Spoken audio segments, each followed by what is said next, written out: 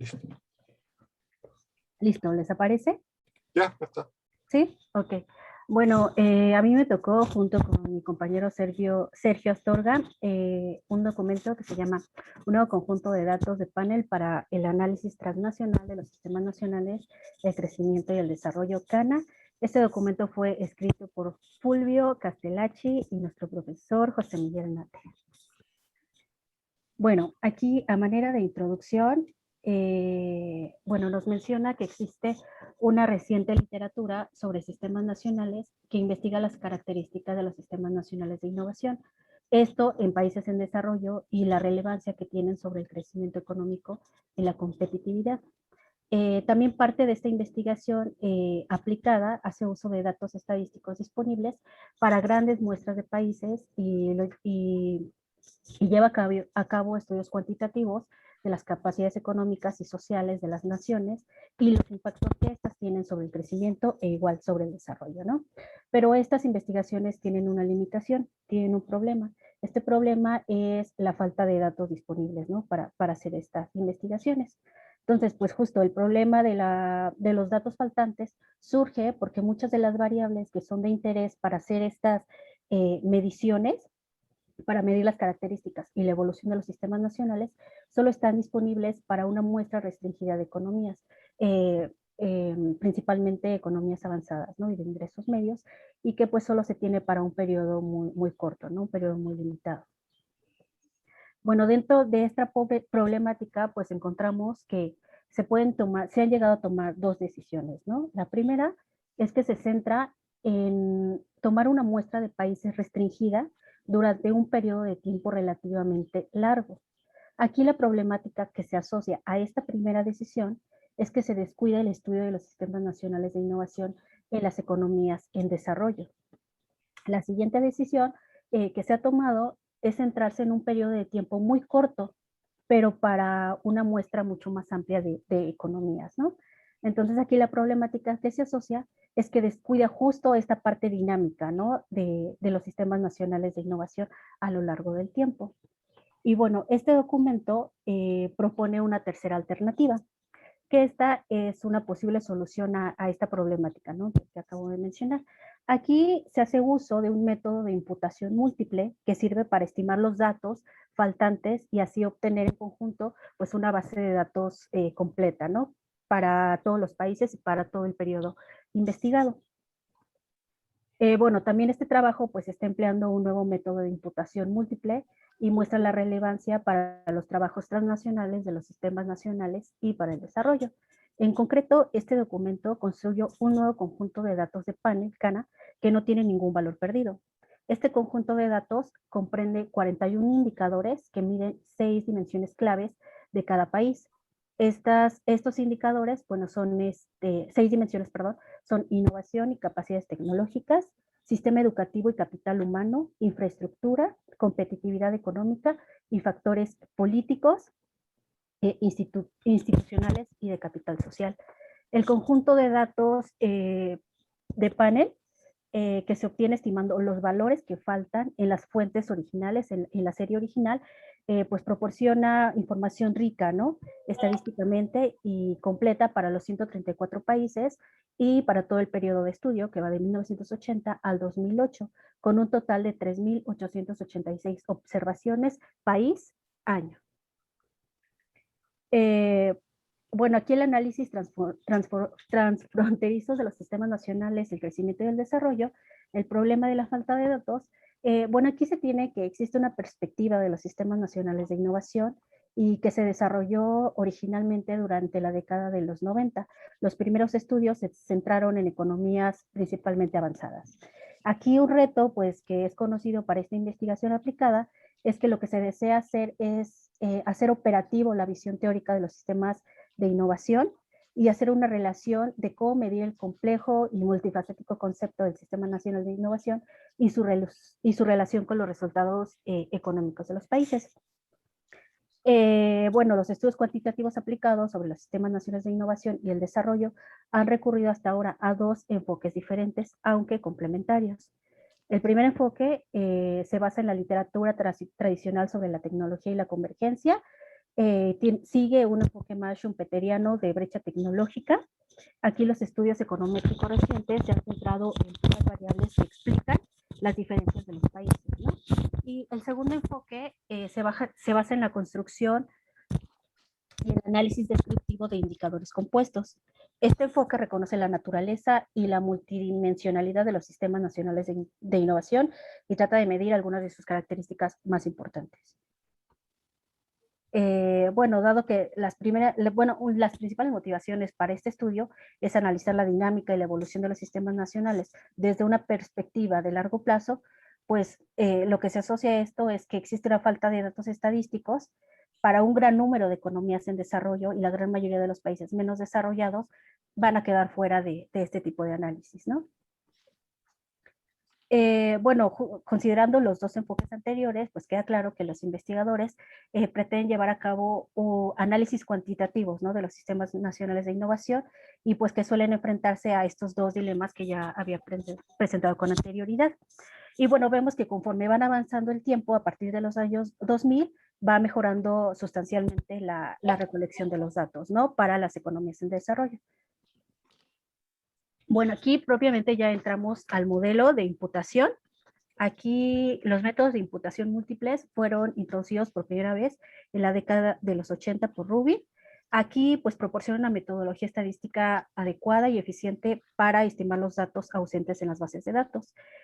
Aquí pues es dado un conjunto de datos que comprende tanto los valores observados, los valores que se tienen en la serie, como los ausentes.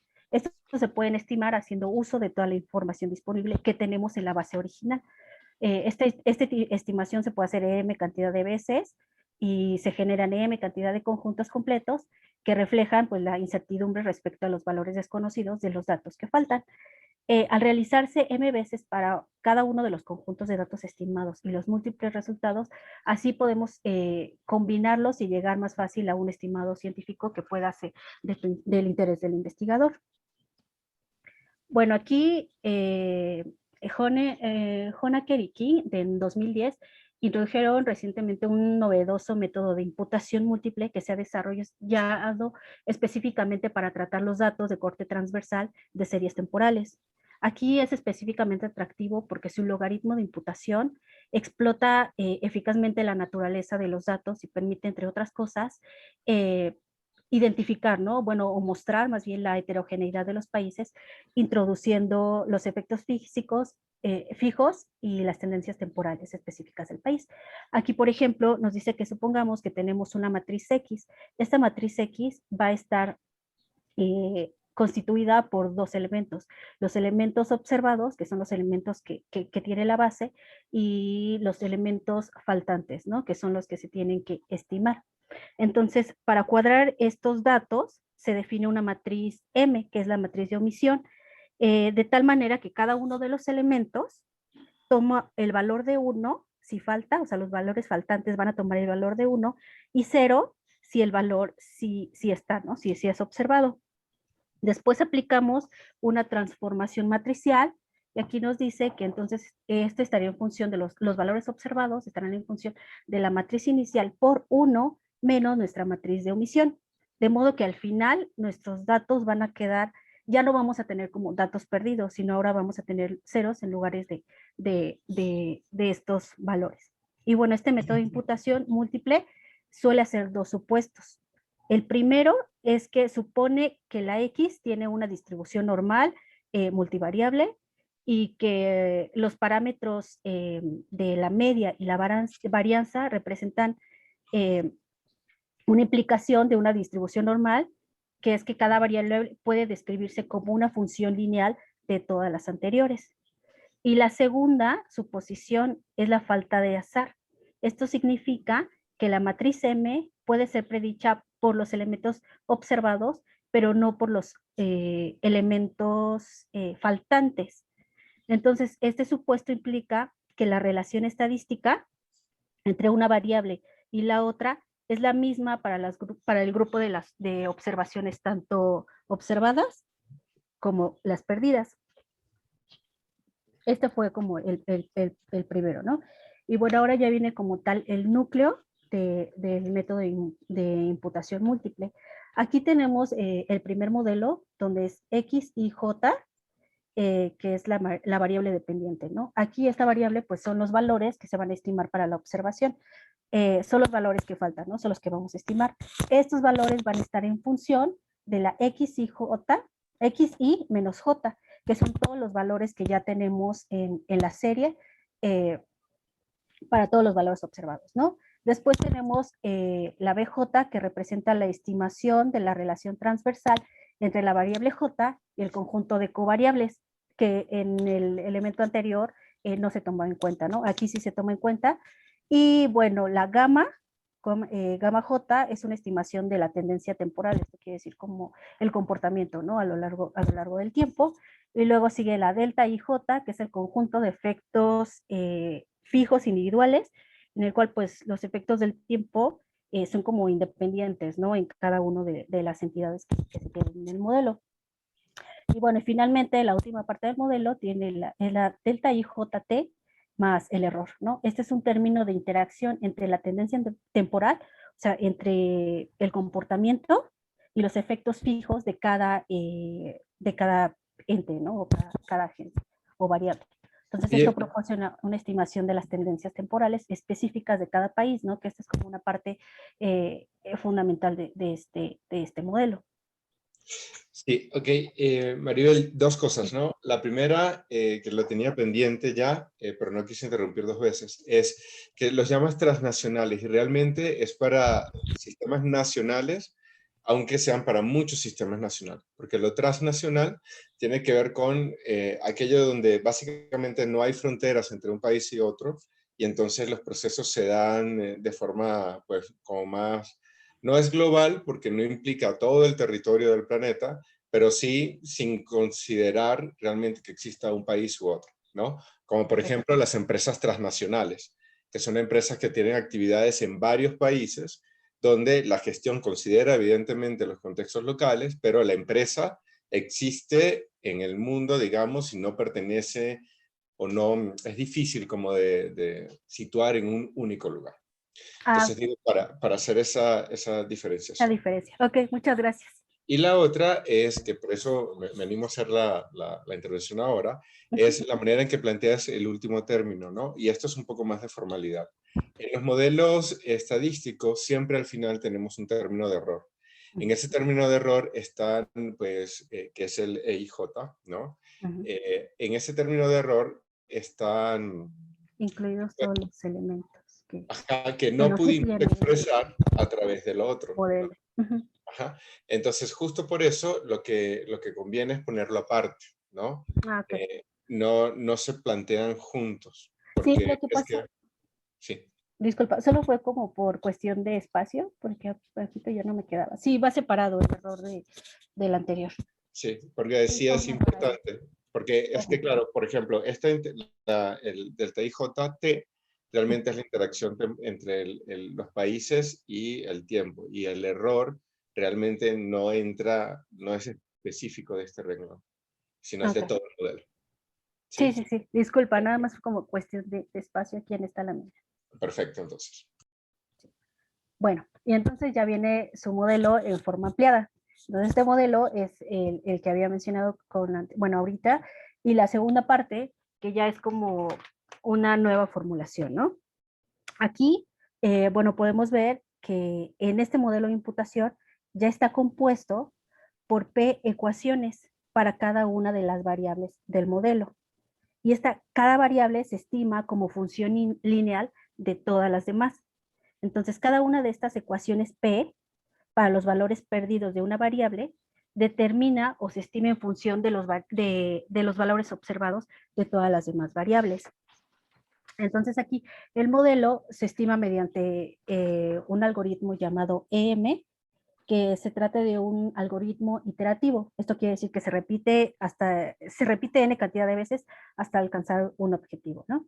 Entonces, este algoritmo pues consta de dos pasos. En el primer paso se estiman los valores perdidos bueno, en este primer paso, los valores perdidos se sustituyen por su expectativa condicional. Esto quiere decir por su valor esperado, ¿no? Y dada la estimación actual de ese modelo, de los parámetros desconocidos, de su media y de su varianza. En el segundo paso, se calcula nuevamente los parámetros de la media y de la varianza a partir de los datos obtenidos en el primer paso. Así, los dos pasos se pueden repetir infinidad de veces hasta llegar a un algoritmo que converja a una solución final o que llegue a tener los valores que más se aproximen o sean correctos para la investigación que se tiene. Bueno, y ya a manera de resumen de esta primera parte, es que este modelo de imputación múltiples presenta dos ventajas principales. El primero es que evita los sesgos, ¿no? Por omisión de variables, justo, y que tiene una eficiencia relacionada con la presencia de valores perdidos y así se evita como colocar métodos ad hoc para poder trabajar la serie, ¿no? Que principalmente siempre se hace como eliminando los elementos que faltan de la serie. Y en segundo lugar, pues se desarrolló específicamente para tratar los datos de corte transversal de las series temporales.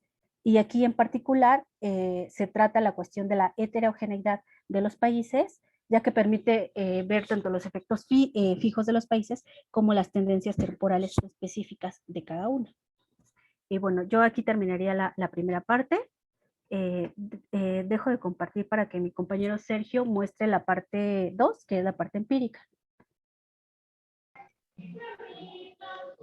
Bueno, muchas gracias, Maribel. Un saludo para todas, para todos. Bueno, voy a tratar de, no sé cuánto tiempo tenemos, pero nos dividimos más o menos 20, 15 minutos cada uno, pero bueno, voy a tratar de resumirlo. Ya para ir en concreto, ¿no es cierto?, a esta propuesta muy interesante. Yo no soy muy amigo de lo cuantitativo, pero un gusto, bueno, que esté José y seguramente nos puede ayudar a interpretar ahora la parte de algunos esquemas, ¿no es cierto?, o de la utilización de este panel. A ver, estoy buscando...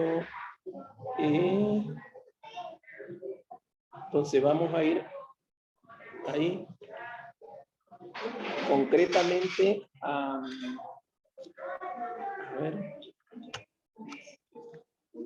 este panel de datos o esta plataforma de datos.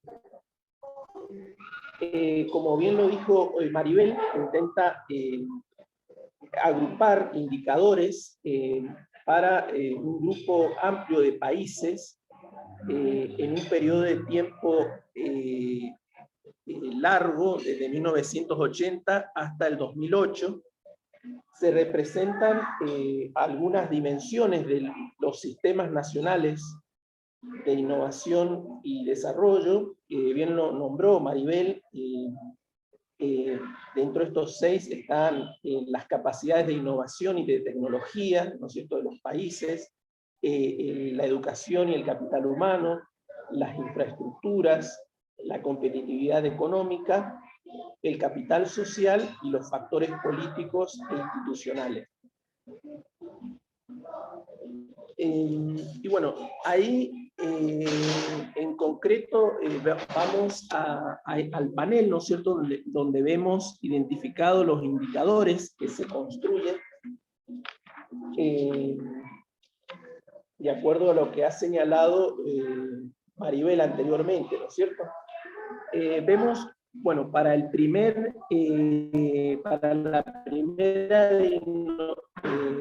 primera dimensión de innovación, de capacidades tecnológicas y de innovación, vemos algunos los indicadores, ¿no es cierto? Y tenemos las fuentes, ¿no es cierto?, de donde se extraen los datos. Y bueno, cuáles han sido aceptados y cuáles, ahí se me adelantó, no sé qué.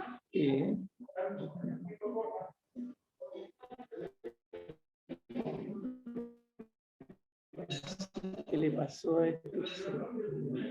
Vamos a la primera dimensión de capacidades tecnológicas e innovación. Quería... No sé qué le pasó ahí, a ver. se me adelantó. Bueno, yo había, para ilustrar, ¿no es cierto?, este panel de datos, había colocado todos los indicadores, ¿no es cierto?, que se han seleccionado para las dimensiones que acá, que se han seleccionado. Entonces, bueno, ahí vemos indicadores para la primera dimensión de innovación, capacidades tecnológicas y de innovación, algunos indicadores como por ejemplo el pago por el uso autorizado de activos intangibles, no financieros, licencias, ¿no es cierto?, de acuerdo o en relación al Producto Interno Bruto del país, las patentes, artículos de revistas científicas y técnicas, esto es el número de artículos científicos publicados, digamos, en algunos campos disciplinares determinados, como de la física, la biología, la química, la matemática, la medicina clínica, etcétera, por millón de personas. Voy a señalar algunos indicadores, ¿no es cierto? Son varios. Después, bueno, el gasto en investigación y desarrollo. Y ahí vemos, bueno, las fuentes, el Banco Mundial, otros organismos, fundaciones, la UNESCO. A ver si puedo pasar. Ahí tenemos la segunda, en la segunda dimensión de análisis, algunos indicadores, por ejemplo, el número de días necesarios o que tienen que ver con los procedimientos para un nuevo negocio, el costo de iniciar un nuevo negocio, esto en cuanto a la competitividad económica, ¿no es cierto?, la segunda dimensión. El grado de cumplimiento de los contratos,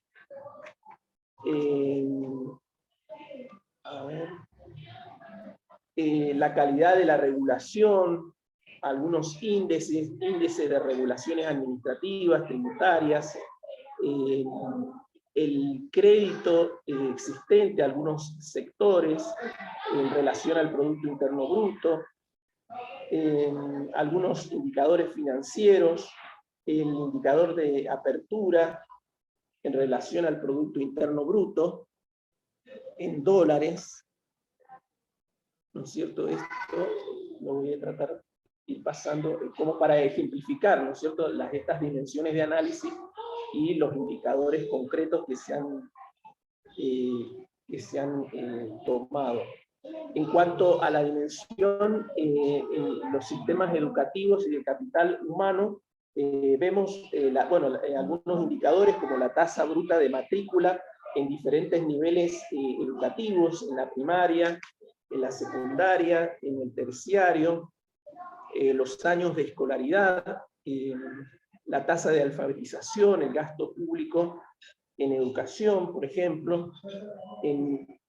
Después pasamos a la tercera dimensión de análisis, el tema, el cuarto, que tiene que ver con la infraestructura, los ingresos en cuanto a telecomunicaciones, en línea fija, móvil y de datos en relación al Producto Interno Bruto, el consumo de energía eléctrica, los usuarios de Internet por cada 1000 personas, suscriptores de telefonía móvil y fija, por ejemplo, carreteras pavimentadas, para citar algunos, ¿no es cierto?, en relación a la infraestructura. Después pasamos a los factores institucionales y políticos. Este tiene un número mayor de indicadores que tienen que ver con, por ejemplo, el índice de percepción de la corrupción, algunas cuestiones que se tocan en la libertad de prensa, por ejemplo, la libertad de expresión, algunos índices que tienen que ver con la tortura, asesinatos, encarcelamientos políticos, desapariciones, índices en cuanto a los derechos económicos, políticos de las mujeres, participación libre de las personas en los procesos políticos, bueno, el grado de libertad de reunión y asociación. Esto, ¿no es cierto?, es interesante ver, bueno, también la fuente, ¿no es cierto?, de donde se extraen estos datos. Y bueno, y después algunos relacionados a los episodios en cuanto a conflictividades sociales y de violencia política, algunos conflictos en los territorios, conflictos armados, un índice legislativo de competitividad electoral, ¿no es cierto?, como para mencionar algunos de esta dimensión institucional y política, ¿no es cierto? Y después llegamos al capital social. Acá es interesante ver, bueno, algunas fuentes como de las Naciones Unidas, algunos índices, por ejemplo, cuántos amigos importantes tiene uno en la vida, algún índice que mide relaciones familiares, la percepción en relación al matrimonio, en cuanto al orgullo de la nacionalidad. Muy interesante esta parte. El índice Gini. Tenemos el tema de la prioridad, por ejemplo, que los empleadores le dan a las personas nacionales en relación a los inmigrantes. Un índice que observa digamos, la relación en cuanto a la homosexualidad, digamos, si se está de acuerdo, en desacuerdo, en realidad, en relación a la importancia de la religión en la vida, la sensación de felicidad, la libertad de elección y de control. Bueno, esos son, por ejemplo, bueno, ahí yo mencioné, no sé, algunos de los indicadores. Acá tal vez, bueno, nos puede ayudar José a leer. Nosotros no somos muy amigos de los quanti, pero bueno, acá vemos, bueno, yo mencioné estos indicadores, ¿no es cierto?, que están incluidos en, en la base de datos CANA, y bueno, se comparan algunas estadísticas en relación a datos de esta plataforma. En la última columna muestra la proporción de datos ausentes presentes en la fuente de datos originales, que en muchos casos es bastante elevada. Es decir, si uno compara el lado izquierdo y el derecho de la tabla, observa bueno, estadísticas descriptivas en relación a la presencia de datos o no, ¿no es cierto?, de las fuentes. Y bueno, muestra una indicación de la calidad y de la fiabilidad de este conjunto de datos. A ver, bueno, acá sigue, ¿no es cierto?, el esquema. Bueno, ¿cuál ha sido la metodología para construir este conjunto de datos indicadores completo? Bueno, se mencionan 4 pasos, se han recopilado un total de 55 indicadores procedentes de base de datos de acceso público y de una variedad. Bueno, se ejecutó el procedimiento que bien lo describió Maribel, ¿no es cierto?, de imputación múltiple, y es el segundo paso, considerando, digamos, m igual a 15, digamos, para cada dimensión, digamos, un máximo de 15 indicadores. Como tercer paso, bueno, hay una evaluación exhaustiva de cada una de estas 55 variables para analizar la calidad de los datos imputados. Y luego, bueno, hay una repetición del procedimiento de imputación para saber con claridad, digamos, ciertos indicadores y que, digamos, se puede tomar para un número más reducido de países. Bueno, ahí tenemos, digamos, un gráfico que muestra esto que yo les acabo de, esta metodología, ¿no es cierto? Y, a ver, ¿qué más? Bueno, la versión final de datos CANA contiene un número total, entonces, de 41 indicadores, 34 con cobertura total de los países y 7 para una muestra más pequeña. Mientras que los 14 indicadores restantes, bueno, han sido rechazados y no han sido incluidos en la base de datos porque los resultados del procedimiento de imputación no han conducido a datos con una calidad suficientemente buena y fiable. A ver, bueno, el objetivo general, bueno, era proporcionar una ilustración empírica de la utilidad de esta plataforma de datos y especificar. Bueno, y acá hay ejemplificaciones interesantes para ver, bueno, para cada uno de estos indicadores que les mencioné. Bueno, acá los autores, ¿no es cierto?, señalan, bueno, cuál es el grado, ¿no es cierto?, de participación de los países analizados.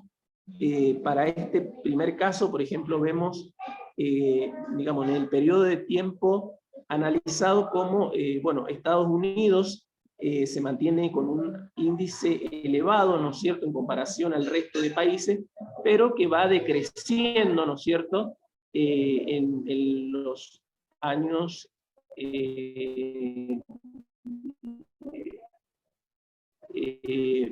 sobre todo después de la década de los 90, otro, Corea del Sur, ¿no es cierto? Después tenemos Reino Unido, que también muestra algo estable, digo, pero que también va decayendo. Esto es uno de los índices en cuanto a capacidades tecnológicas, ¿cierto? Y bueno, abajo, bueno, ahí se señalan otros países, el caso de Brasil, China, India, ¿no es cierto?, que están con un índice menor en cuanto a capacidad de innovación y capacidades tecnológicas de innovación en este periodo de tiempo. Bueno, y así se realiza para los demás indicadores. Muy interesante, un trabajo inmenso, esto que han realizado cada uno de estos, pero está bien trabajado en el texto. Y a ver, no sé, voy a ver que después de los gráficos,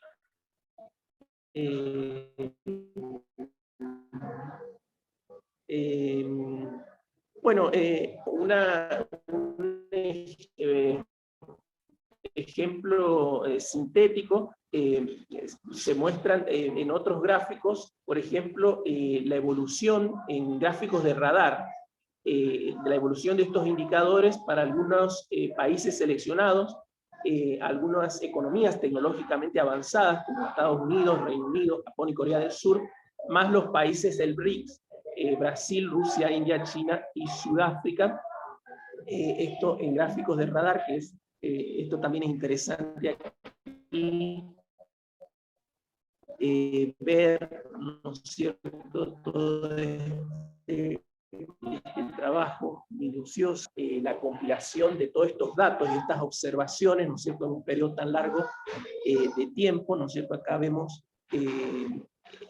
para el caso de los Estados Unidos, por ejemplo, cuánto es los índices en relación, ya digamos, relacionando las diferentes dimensiones, ¿no es cierto? Esas 6 dimensiones de análisis que se trabajaron. Creo que volvemos luego. Bueno, es importante, se resalta en la última parte del texto, el análisis de la fiabilidad, ¿no es cierto?, del conjunto de datos y los indicadores, ¿no es cierto?, que pueden servir para futuras investigaciones. y también, bueno, identificar las limitaciones que tiene la utilización de este método de imputación múltiple.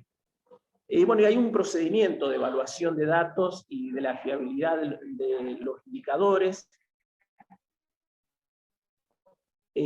Para ilustrar el procedimiento de evaluación de datos y la fiabilidad de los indicadores, bueno, se resume en 3 pasos. Una comparación de las estadísticas descriptivas de los datos completos frente a los datos originales, una inspección gráfica de la densidad de una de las dimensiones y una comparación en diferentes tablas de correlación. Bueno, y ahí finalmente luego se concluye, bueno, que se argumenta que los diferentes datos ausentes constituyen una importante limitación que, bueno, dificulta la investigación cuantitativa entre los países sobre los sistemas nacionales, el crecimiento y el desarrollo, y bueno, se ha propuesto el uso de métodos de imputación múltiple para superar esta limitación. La base de datos CANA proporciona un rico conjunto de información y permite realizar una gran variedad de análisis entre los países de los sistemas nacionales de desarrollo.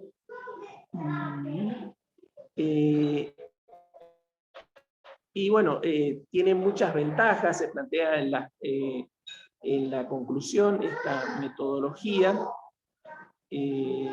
Principalmente incluye, digamos que se pueden incluir muchas más economías, digamos, desarrolladas y menos desarrolladas dentro de las muestras, para tener una visión menos sesgada y más representativa de la relevancia del análisis de estos sistemas nacionales para el desarrollo.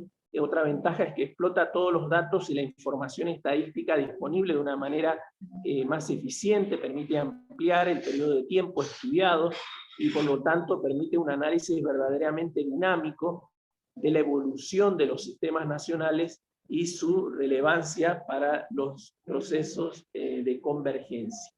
Es importante examinar cuidadosamente los resultados de cualquier ejercicio de imputación múltiple antes de utilizar un nuevo conjunto de datos completo para posteriores análisis empíricos. Bueno, eso sería básicamente lo que intentamos resumir con Maribel. Espero que les haya sido de utilidad.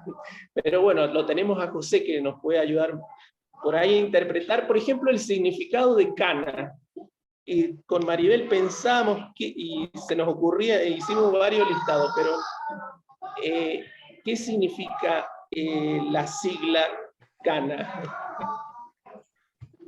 CANA es, mira, es que Fulvio venía a trabajar con Archibugi y ellos habían hecho un indicador que se llamaba ARCO, de Archibugi y Coco, y entonces en la misma línea le puso CANA de Castellacci Natera. Es todo el cuento, ¿eh? Más. Así que... mira vos. Es todo eso, pero claro. Depende de la historia, ¿eh? De la historia que traía Fulvio, en este caso, no la mía. Y entonces de ahí le dijimos y así la dejamos, ¿eh? Y entonces, claro, a mí me pareció porque esa base de datos me sacó muchas canas.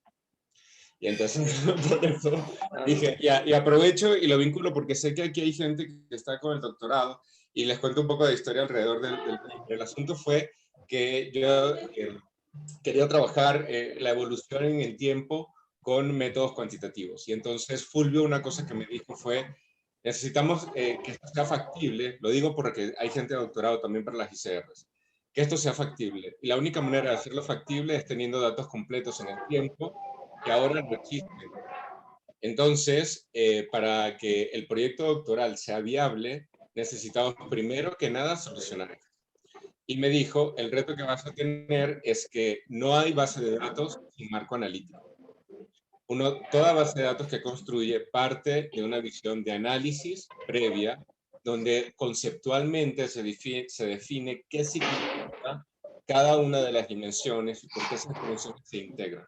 Eso es para esta base de datos y para cualquier otra base de datos, ¿no? Por ejemplo, los marcos analíticos en las encuestas de innovación están en buena parte recogidos en los manuales. No al 100%, no de forma total, pero en muy buena parte sí. Y eso es característico de todo trabajo con datos. Entonces, primero, marco analítico siempre está presente en las bases. Y segundo, este tipo de análisis previos es parte del proceso cuando uno desarrolla una investigación, particularmente una tesis de doctorado. Siempre hay un ir y venir entre la realidad que me permite que ese proyecto sea factible, el análisis previo que yo necesito para verificar esa viabilidad e ir avanzando de a poco. Una vez que se hizo esta base de datos, se comenzaron con el resto de los análisis del proyecto de tesis. Pero no crean que no sufrieron modificaciones. Por ejemplo, por un lado, cuando quisimos hacerlo para América Latina, necesitamos expandir el horizonte, porque América Latina tiene más datos. Entonces, con el mismo modelo, pero tuvimos que hacer una modificación. Y luego, más adelante, años después, teniendo la dicha de trabajar con Nacho, por ejemplo, aparece una superdimensión que nosotros no habíamos considerado. Y fue la dimensión, le llamamos bioeconomía, pero realmente está más vinculado con lo medioambiental. Yo creo que bioeconomía es una buena etiqueta, después lo discutimos. Pero se los muestro también porque ahora, cuando Nacho presente el codebook, ¿no?, donde están todas las variables con todas las dimensiones, van a ver que han habido adaptaciones a cómo se definieron esas dimensiones y, por tanto, qué indicadores se están incluyendo.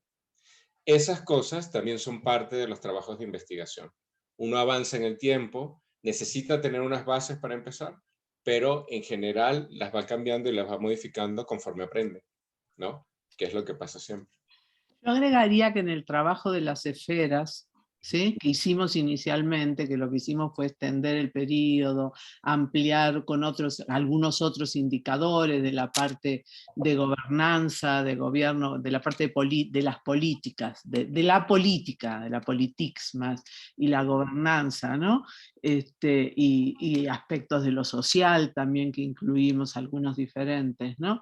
Y en algunos casos ampliamos con América Latina y en otros redujimos, porque cuando uno quiere analizar a largo plazo, pues ahí sí las fuentes, y si uno tiene que tratar de tener pocas fuentes de información, eso es lo ideal, porque si no hay contradicciones, entonces uno tiene que ceder en algunos aspectos que uno quisiera incorporar y tiene que, bueno, quedarse a veces con indicadores que no son el que uno realmente quisiera, pero uno cede en virtud de tener más países en la comparación o en virtud de tener un periodo de tiempo más largo tratando de concentrarse en muy pocas fuentes. Y después cuando incorporamos lo de la parte de medio ambiente, ¿no?, que está relacionada también con la tesis de Nacho, ¿sí? Eso trajo otra problemática, porque tampoco hay muchos indicadores de largo plazo que te permiten el punto fino, ¿no? Y es un poco lo que estamos ahora en el nuevo proyecto de investigación de capacidades tecnológicas, que justamente estamos ahora enfocándonos en el caso de México, y entonces, claro, al enfocarte en un solo país te da la opción de ir más profundo en el análisis, porque no tenés que estarte preocupando de la comparación con otros países, ¿no? Y entonces con todo lo que te limita en esos aspectos. Ya. Maribel había alzado la mano, no sé si vas a comentar algo, y después Arturo. Ay, sí, gracias. Bueno, nada más era el comentario por la parte que mencionó Sergio de la tabla como de análisis descriptivo. Creo que ahí la importancia de esa tabla es que hace una comparación justo de la primera vez que corren el modelo con los datos faltantes. Aquí te arroja el porcentaje, ¿no?, de valores faltantes, te da la media, te da la desviación estándar y te da el número de observaciones. Después, del otro lado, está la otra tabla que justo igual hace el análisis descriptivo, pero ahora aquí ya el número de observaciones que se tenían aumentó, el porcentaje de valores perdidos pues ya estaba completo, y aquí creo que lo importante es que la varianza y la media de ambos modelos cuando se corrieron no había una diferencia como significativa. O sea, en realidad creo que los valores cuando se corrió el modelo, que se hizo la imputación y para completar la base, en realidad se acercaban mucho a la fuente original, ¿no? Entonces yo creo que esto te ofrece como una indicación de que realmente el modelo o los datos pues eran de calidad y de fiabilidad, ¿no? Ese era mi comentario. Yo ahorita comento algo al respecto. Arturo. Sí, quería comentar que, bueno, esta base de datos es de gran utilidad para los usuarios de indicadores de innovación, Por ejemplo, yo ahorita estoy haciendo un artículo y hice un índice sintético de innovación utilizando esta base de datos de Castellacci del doctor Nájera, y también hice una simulación utilizando el método de Box-Müller, porque bueno, ahorita todos los indicadores o todas las bases de datos pues tienen esa limitante en la parte de que muchas veces no están actualizadas, y para ver la evolución que hay en esos indicadores pues hay que utilizar algunos métodos. En este caso yo utilicé un método de simulación, y por ejemplo yo encontré entre los resultados pues que por ejemplo la dimensión de la infraestructura pues es la categoría que más explica el Sistema Nacional de Innovación en nuestro país, mientras que el capital social es el de menor relevancia entre las dimensiones analizadas. Y bueno, esto no quiere decir que esta última dimensión pues no tenga cierto impacto, ¿no? en el Sistema Nacional de Innovación en México. Y también pues encontré que pues sorprende el hecho de que las capacidades tecnológicas en su conjunto pues no son el factor predominante dentro del índice sintético, y tanto el sistema educativo y capital humano, la competitividad económica, incluso los factores políticos e institucionales parecen, más bien tienen mayor preponderancia que las partes de las capacidades tecnológicas. Entonces, muchas veces en la literatura se asume que las capacidades tecnológicas pues, son el punto central de la innovación. Sin embargo, pues solamente forma parte de un gran abanico, ¿no? de todo este Sistema Nacional de Innovación. Es que el problema es que hay pocos indicadores. No es que no deberíamos, no es que es una elección poner pocos indicadores que tienen que ver con las capacidades, sino que hay pocos indicadores relacionados con las capacidades, y eso es lo que limita justamente el que se puedan incorporar. Es más fácil tener indicadores sobre insumos y productos del Sistema Nacional de Innovación en términos de cuántos doctores se formaron o cuál es el GIDE, o sea, el gasto, la inversión que se hace en ciencia, tecnología e innovación.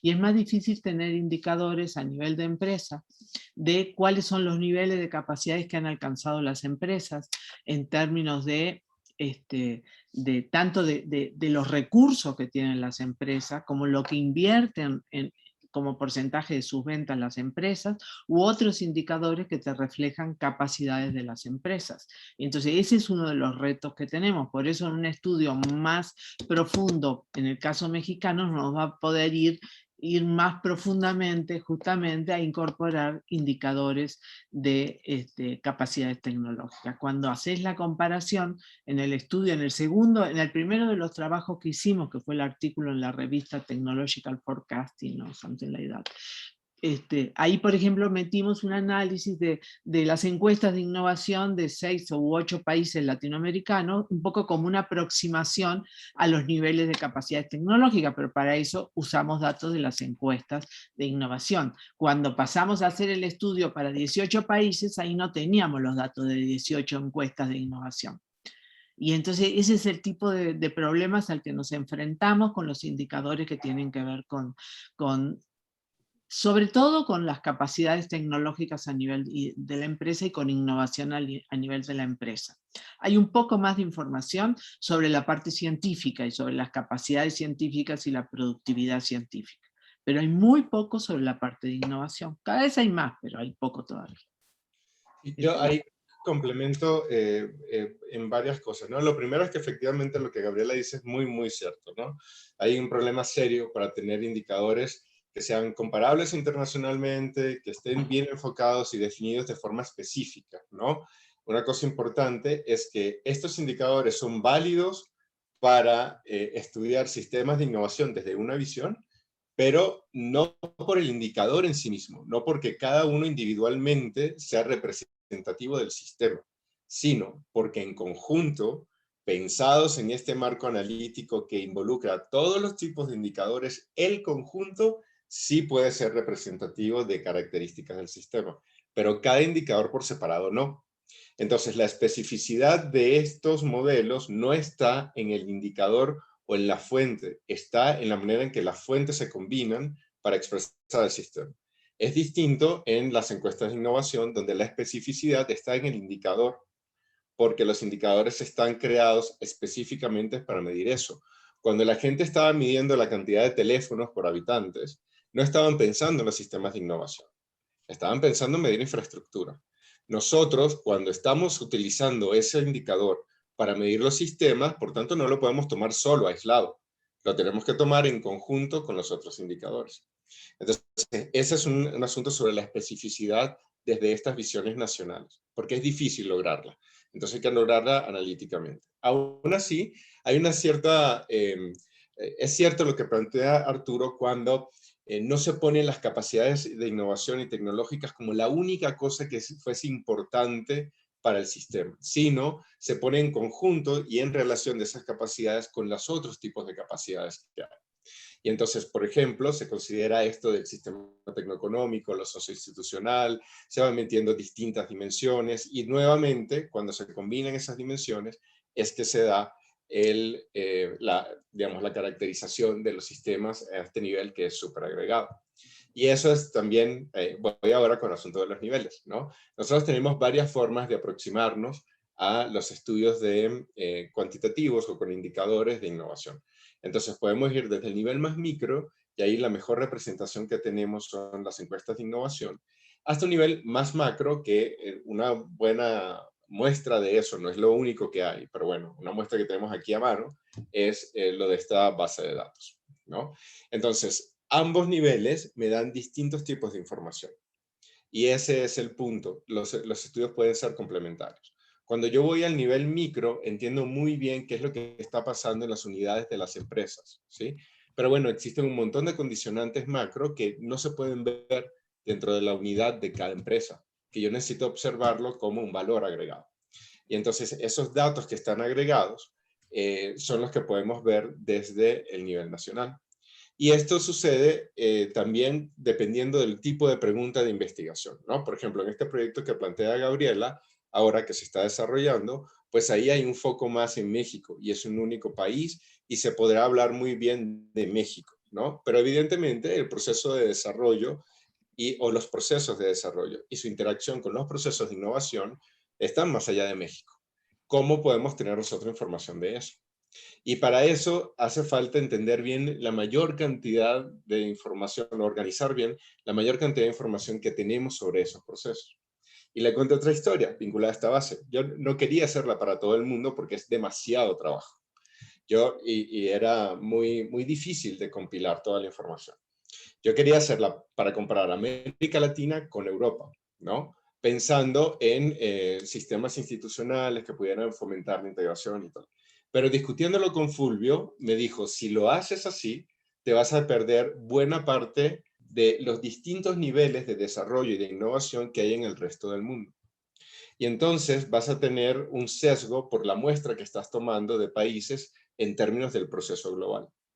Y por eso tuve que ir a recoger mi gallo muerto, como decimos, y es horrible esta expresión porque es de pelea de gallos, ¿no? Pero bueno, me vine con el rabo entre las piernas, eso es mejor, y tuve que volverlo a hacer pues para todo el mundo, ¿no? Y eso significó pues volver a recoger toda la información para no perder los estadios intermedios que también dan información sobre el proceso. Pero entonces depende, lo que uno quiera hacer, depende mucho de su respuesta o su pregunta de investigación, del tipo de respuesta que uno quiere dar a esa pregunta. Porque definitivamente los distintos niveles y los distintos focos nos van a mostrar cosas muy, muy, muy diferentes, ¿no? De nuevo, interacción entre marco analítico, qué queremos ver, qué cosa es factible que estuvimos ahí, o sea, que tenemos ahí, que podemos utilizar, y cuál es mi pregunta de investigación. Eso es muy importante. Nacho tenía comentarios sobre la base también. Sí, un poco lo que comentaba Maribel hace rato de que cuando corrieron ustedes y cuando lo hicimos para la tesis y otras veces, que la varianza y la media eran iguales en las dos series, tiene mucho que ver con el número de imputaciones que se hace, porque la metodología te permite que se hace 5 interacciones, que era un poco una nota que le tenía yo por ahí a Sergio, que dijiste que M igual a 15, que eran 15 variables por dimensión. No, el M15 significó que José Miguel hizo 15 interacciones o corrió 15 veces el modelo de imputación múltiple. Correrlo 15 veces le permite tener 15 bases de datos, porque cada vez que lo corres pueden salir datos ligeramente distintos y promediarlos. Si haces esos 15 y los promedias, según los autores, y ya lo comprobamos varias veces, es que la base de datos que imputas es igual, cerca del 98% de los datos es igual en las imputaciones a lo que tenías originalmente. Es decir, te permite ver que las imputaciones que hiciste son 98% verdaderas, o es que no sé cómo expresarlo de la mejor manera. O igual José Miguel ahorita. Estables. ¿Perdón?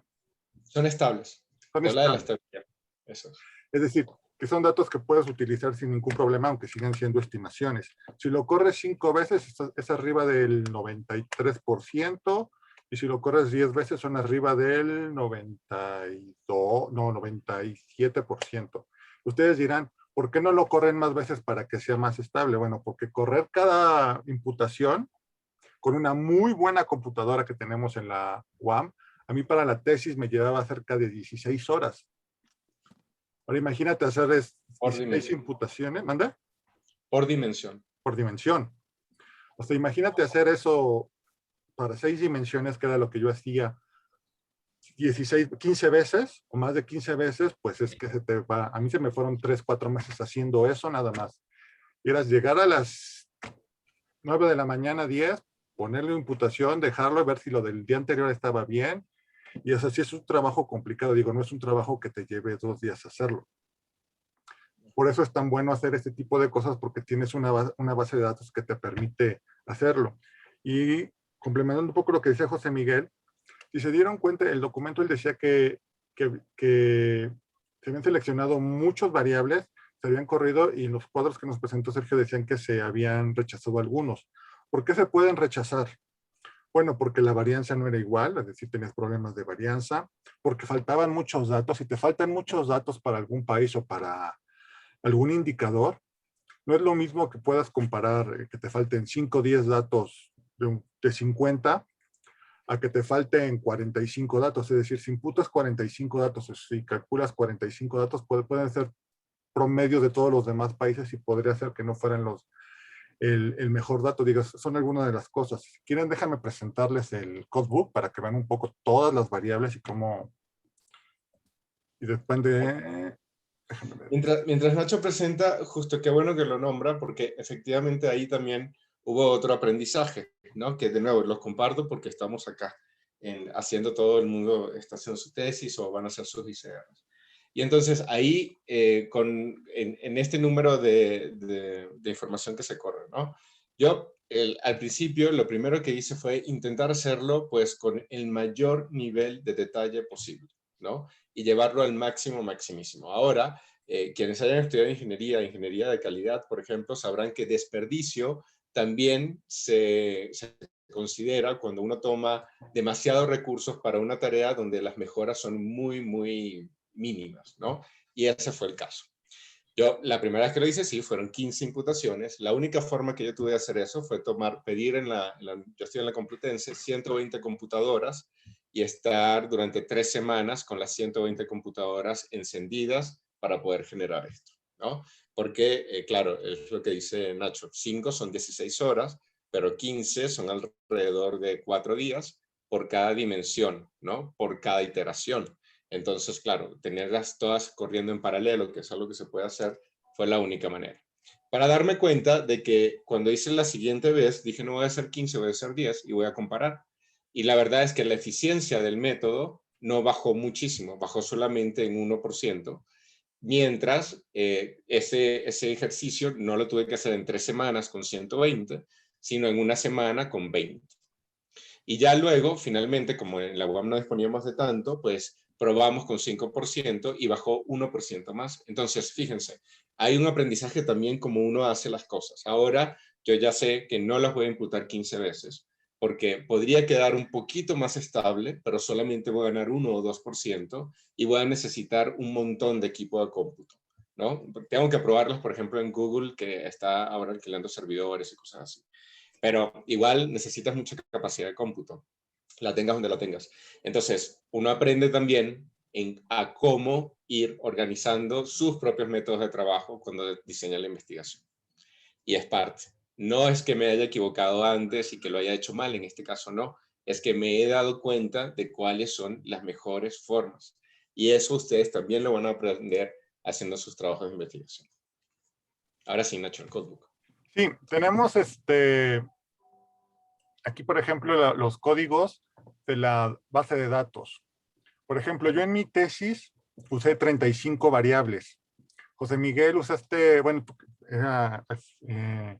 para este documento en particular, calculaste para 135 países 55 indicadores. Pero si se dan cuenta, aquí tenemos, son 175 me parece. Que ya faltan algunos. Son 175 indicadores que se bajaron, se imputaron todos, pero al final lo que dice José Miguel es importante. Dependiendo de qué es lo que vayas a hacer en tu tesis, en tu paper, en lo que sea, son los indicadores que utilizas. Nosotros bajamos todo y se imputaron todos porque pues, en algún momento se utilizan o alguien más los va a utilizar. Ellos tienen publicada la base de datos y supongo que nosotros en algún momento podremos publicar esta nueva. O tenemos todos estos para hacer los cálculos de una sola vez, o las imputaciones de una sola vez, y ya sobre esto uno puede elegir el tipo de indicadores que vas a utilizar dependiendo. Por ejemplo, de aquí de estos 175 yo utilicé 35. ¿Qué tenían que ver con economía? ¿Qué tenían que ver con medio ambiente que lo dejamos hasta acá? Si se dan cuenta, aquí tenemos competitividad económica, que son las mismas dimensiones que estaba en el documento de José Miguel, el sistema educativo y capital humano, tenemos crecimiento y desarrollo, infraestructura, tenemos estructura productiva, tenemos capacidades tecnológicas y de innovación, internacionalización, que sobre todo es útil cuando vemos capacidades para ver qué tan abiertos son los países a recibir, en el caso de los países menos desarrollados, tecnología del exterior o información del exterior, innovaciones del exterior. Y aquí lo que pusimos bioeconomía, que tiene que ver más con medio ambiente, que digamos es algo que no está tan desarrollado cuando se estudian sistemas nacionales de innovación,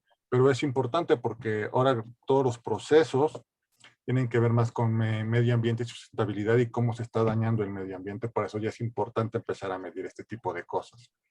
Pues todo esto es para que vean cómo todos estos 175 indicadores, de hecho al principio se bajaron 235, si ven aquí el número, y se fueron eliminando porque para algunos no se podían imputar, faltaban muchos países, que también es otra, si muchos países no tienen ese indicador, bueno, pues se elimina, etcétera. Pues se bajan, se calculan todos estos y sobre esto se trabaja. Ustedes elegirán lo que más les conviene para su marco teórico y lo que busquen investigar. Y este formato que desarrolló José Miguel, yo nada más, digamos, lo copié para la tesis, te da la dimensión, es de competitividad económica, una etiqueta que la utilizas sobre todo para cuando haces modelos, y ponerlos ahí en tu modelo, el indicador que te explica qué es, la fuente, por ejemplo, nosotros ahorita vamos a trabajar sobre todo con Banco Mundial. Acuérdense que en los documentos previos que hemos visto aquí en el curso, hablábamos que cuando creabas una base de datos o cuando utilizabas o optabas por comparar países, lo mejor era que todos los datos vinieran de la misma fuente. Por eso utilizamos el Banco Mundial y que digamos que es una fuente homogénea para la mayoría de los países. La página, que digamos nada más como para tenerlo aquí, por si buscábamos checar o comprobar que el dato estuviera bien.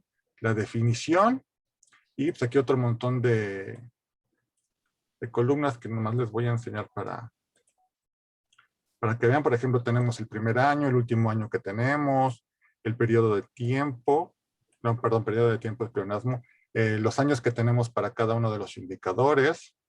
¿Sí se ve bien? No sé si se ve muy chiquito en sus pantallas. Se ve chiquito, sí. Déjame hacerlo.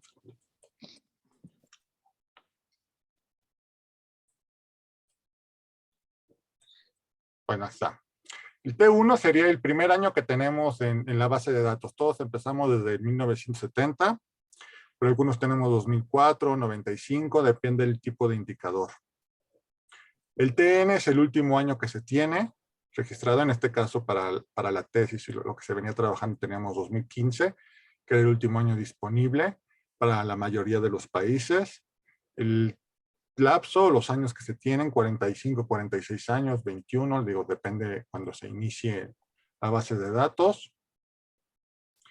Aquí este 30% es un criterio que teníamos para ver hasta cuántos datos sometidos, cuántos años podíamos aceptar que no tuvieran. Así, pues, fue simplemente por determinación nuestra, 30%. Si tenían más del 30% de datos omitidos, faltaban más del 30% de los datos, decidíamos eliminar el indicador. O sea, ya no podríamos trabajar con él. Los estimados, igual el primer año estimado y el último año estimado que podíamos tener. El lapso de los años estimados, es decir, si se dan cuenta, algunos tenemos 45, bueno, pues aquí ya tenemos 46 datos, 14, etcétera. Sobre todo esto se refiere aquí. La medida, es decir, los países, cómo se mide, etcétera, el porcentaje de observaciones que teníamos, que era un poco de los datos que nos presentó Sergio hace rato. Es decir, para este indicador, los ahorros ajustados, tenemos el 85% de observaciones. En la formación bruta de capital, tenemos el 70%, aquí tenemos el 69%, 42%, etcétera. Y estas otras, bueno, son transformaciones que se hicieron, y al final si los aprobamos o no, dependiendo de los criterios que teníamos. Digo, en esto ya no me voy a meter tanto ahorita. Pues sobre todo les enseño esto para que vean cómo que ya a cierto nivel, ya crear una base de datos, ya no es nada más, pues bajas como podría ser en licenciatura, bajas los datos y así como van. Digo, ya sobre todo esto, como hacía falta que tuviéramos bases de datos completas sin omisiones para todos los países, bueno, se hizo esto de la imputación. Pero todo el documento realmente nos sirve para que vean que podemos tener muchos datos, pero no todo nos sirve, depende del objetivo. El marco teórico con el que estemos trabajando, la teoría con la que estemos trabajando y lo que busquemos demostrar es cómo funciona. Y ustedes, y esto es importante para ustedes porque parte del proyecto final o del producto final que van a entregar es que ustedes van a tener que bajar estos datos. De acuerdo, cada uno les tocará distintas dimensiones o esferas. Bajarlos, no los van a imputar porque ya les dijimos que es bastante complicado, pero sí pueden analizarlos y decirlos, bueno, ¿qué es? ¿Qué no es? Pueden decirlo, bueno, pues estos datos hay faltantes por esto y esto en ciertos países, porque también aquí se ven diferencias entre países. Por ejemplo, para Europa o OCDE, la mayoría de los países tienen la mayoría de los datos, los menos desarrollados, que es parte del objetivo que tenía José Miguel en el documento que revisamos ahorita, es que, bueno, pues una base de datos homogénea por muchos años para muchos países. José Miguel, ¿algún comentario de esto? Seguramente tú lo puedes explicar mejor que yo. No, está muy bien, está muy bien. Miren, el asunto del proyecto sí va a estar muy vinculado a esto, que se lo vamos a hacer llegar, ¿no? No crean que la idea es que lo tengan que construir todos desde cero, cerísimo, ¿no? Para eso trabajamos en equipo, ¿no? Y nos vamos ayudando y vamos complementando. Entonces, ustedes trabajarían con estos datos. ¿Cuál es el punto? Aprender a trabajar con bases de datos, ¿no? Particularmente estas bases de datos que pues nos permiten medir y caracterizar los procesos de innovación en los distintos niveles. Hay muchísimas fuentes de información para los distintos procesos, ¿no? Dependiendo de lo que quieran. Lo que pasa es que, bueno, luego esas fuentes que están ahí, pues el asunto es cómo las podríamos comparar, integrar, cómo podemos hacer el mejor uso de ellos. Y entonces, bueno, por eso nosotros lo que les estamos proponiendo como trabajo es que se familiaricen con el uso de bases de datos utilizando, para empezar, un trabajo que ya está aprobado porque la primera versión de esta base se hizo hace 10 años y la hemos venido trabajando durante todo este tiempo. Entonces es un trabajo que ya sabemos que es útil y ustedes no tendrían que preocuparse con la definición, por ejemplo, de las dimensiones o para ir a ver, porque cómo se determinaron estos indicadores de campo. Bueno, hubo que hacer una revisión de todos los estudios empíricos que habían a la fecha, que utilizaran datos macro a nivel nacional para poder tener un primer listado de qué cosas eran importantes. Y con esa base se hizo una exploración alrededor para entender qué otros indicadores podrían estar vinculados con esto y se pueden también incorporar dentro de la base. Esa primera parte, que es mucho más de revisión y analítica, pues no habría que hacerla, porque de alguna manera podemos seguir esta estructura. Ahora, trabajar con bases de datos significa también enfrentarse a los datos y poder manejar los datos. Y eso también tiene su chiste. No es de enchilame otra, ¿no? Para la gente que no es de acá de México, no es una cosa así como muy fácil o de, ¿no? De pelar una mandarina, no sé qué otras expresiones tengan para lo que es muy fácil. Pero no lo es. ¿Por qué? Necesitamos primero verificar que los datos estén pues disponibles, ¿no? Verificar que las fuentes se descarguen bien y que los datos sean coherentes con lo que efectivamente queremos medir. Entonces hay un nivel de aprender a trabajar con precisión los datos, ¿no? Que estén en todos los países, que estén bien las medidas, que estén bien estructurados y bien coordinados. Primer aprendizaje. Segundo aprendizaje importante. Cuando yo quiero integrar bases de datos, tengo que tomar decisiones sobre las codificaciones. Por ejemplo, en este caso, los países tienen nombres distintos dependiendo de cuál es la base de datos que los compila. Si los compila el Banco Mundial, vienen con un nombre particular.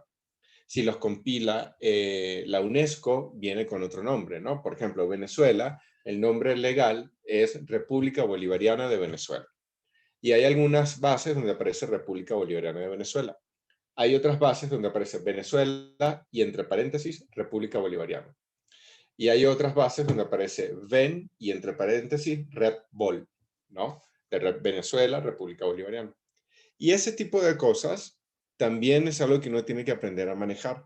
Porque si yo no identifico bien los individuos que están dentro de la base de datos, entonces cuando quiera hacer las compilaciones, no me van a cuadrar.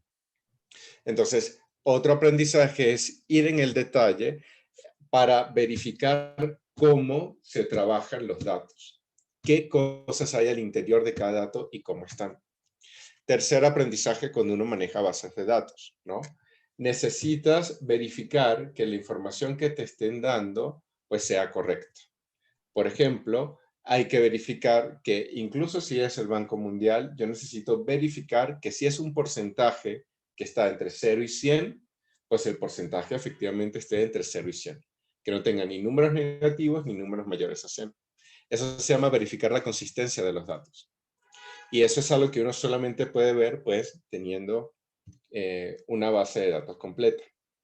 Y la cuarta, que es interesante también, es decir, bueno, efectivamente, una vez que yo no lo voy a diseñar porque estamos en un taller y esto de nuevo es un trabajo de investigación no menor. Pero una vez que yo compilé todo esto, vi que las bases se podían homogeneizar, que los datos estaban bien, qué tipo de información me está dando esto. Y es un análisis más reflexivo. Y entonces ahí yo ya voy a pensar, por ejemplo, estoy viendo ahora la infraestructura.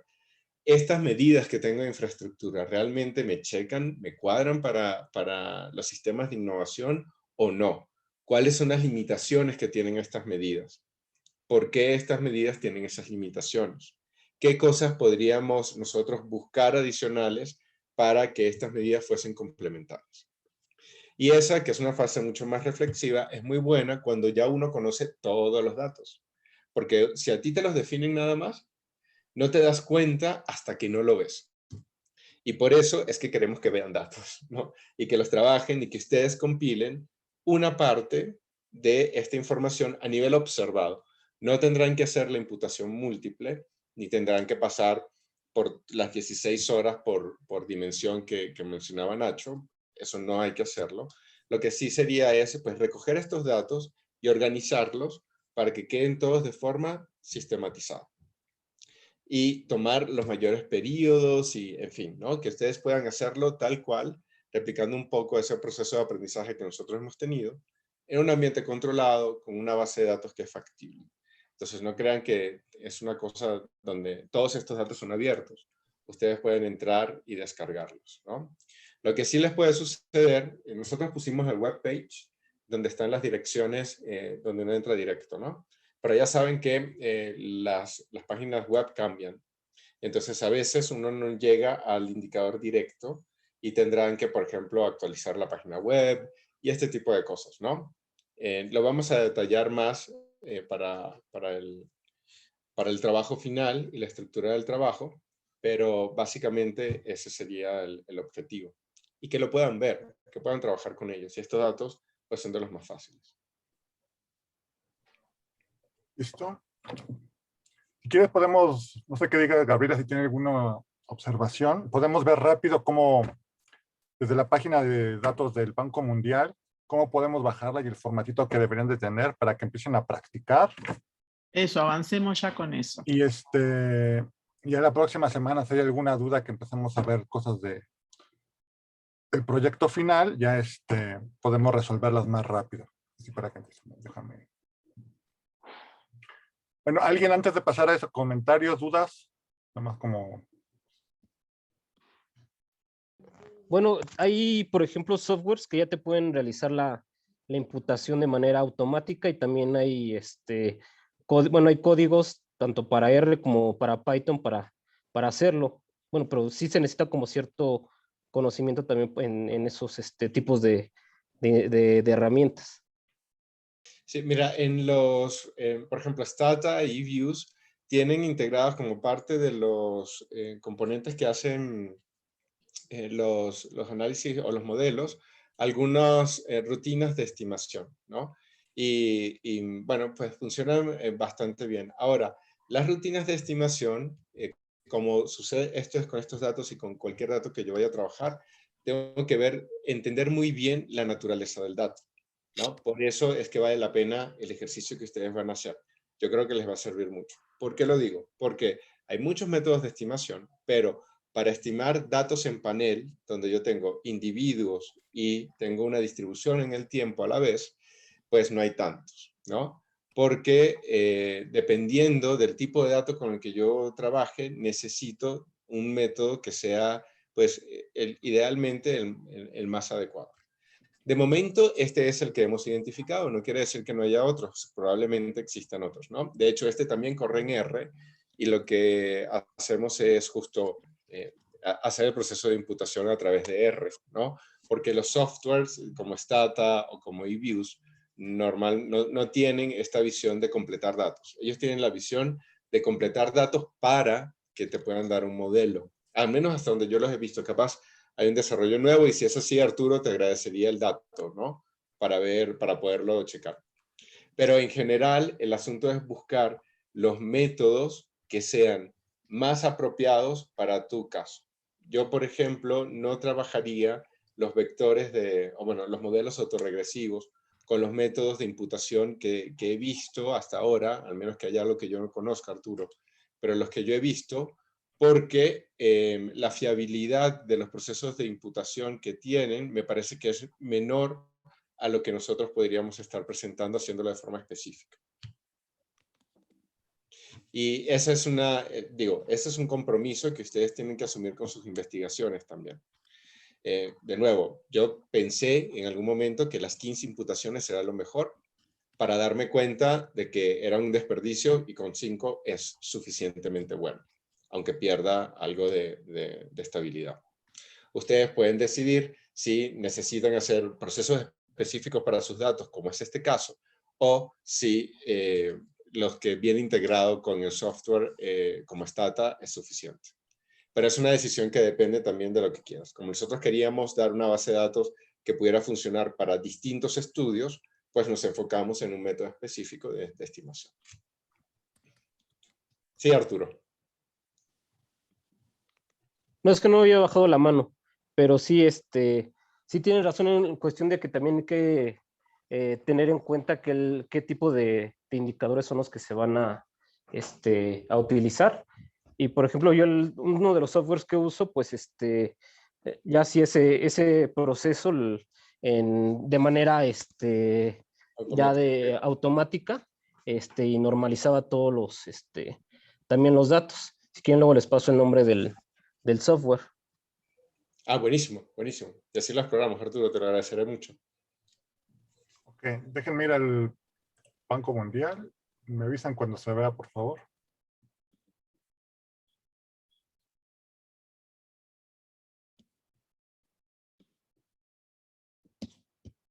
¿Ya está? Ya. Listo, bueno. Ustedes ponen en Google datos Banco Mundial. Los ya les dije aquí, digamos, no tienen gran ciencia. ¿Qué vamos a ver ahorita súper rápido? Darle formato a los datos. Ya después, yo les recomendaría a todos que empiecen a practicar. En un rato les subo este documento de Excel a la plataforma para que vean todos los datos. Yo les recomendaría que empezaran tratando de bajarlos todos. Déjame darle. Y sobre eso después pueden ustedes elegirlo o les decimos la dimensión que van a analizar.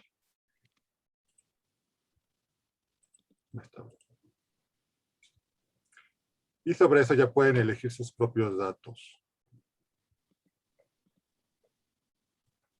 Nunca falla que cuando necesitas el internet es como se pone.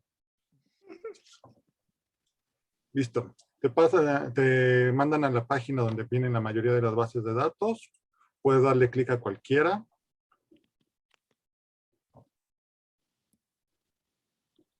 Y, digamos, seguramente muchos ya lo han utilizado, para los que no, sobre todo es esta parte. En el que empiezas y tienes diferentes partes. La base de datos. Los datos que vienen en el Banco Mundial vienen divididos en distintas bases de datos o temas. Por ejemplo, en indicadores de desarrollo mundial tenemos indicadores como tasa de fertilidad en adolescentes, valor agregado de la agricultura, extracción de agua anual dulce, etc. Algunos indicadores se repiten en ciertas bases de datos. Por eso el trabajo de irlos buscando uno a uno es bastante complicado. Ahorita vamos a trabajar con estos nada más. Países. Tenemos todos los países del mundo y también están algunas agrupaciones de países. Aquí, por ejemplo, si le das clic, te pone todos los países. Vamos a ver, por ejemplo, ¿No se puede ver más grande? Déjenme ver, supongo que sí. Porque se ve o a lo mejor es culpa de cómo yo tengo la vista, ¿eh? No. Sí, es culpa mía. Sí. Y ahorita ya lo amplié, a ver si ahorita queda por. Ok. En lo que está cargando, un poco lo que decía José Miguel de los nombres. Carga.